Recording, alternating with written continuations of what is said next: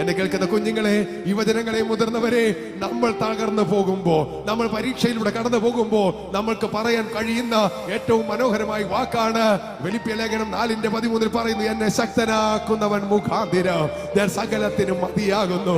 ഇന്ന് പരീക്ഷയിലൂടെയാണോ കടന്നു പോകുന്നത്? പ്രതിസന്ധിയിലൂടെയാണോ കടന്നു പോകുന്നത്? പ്രശ്നങ്ങളിലൂടെയാണോ കടന്നു പോകുന്നത്?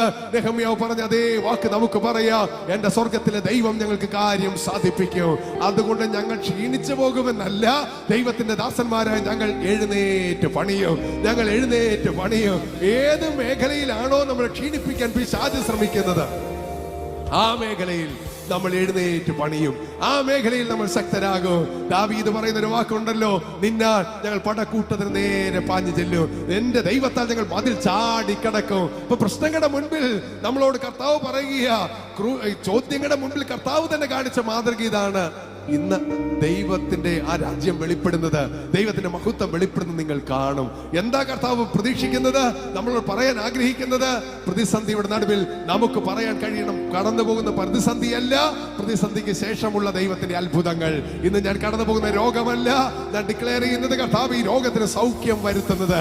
ഇന്ന് ഞാൻ കടന്നു പോകുന്ന കടമല്ല ഈ കടബാധ്യത കർത്താവ് തീർക്കുന്നത്. ഇന്ന് ഞാൻ കടന്നു പോകുന്ന പരീക്ഷകളല്ല, പരീക്ഷകളുടെ മുൻപിൽ കർത്താവ് തരുന്ന ജയം.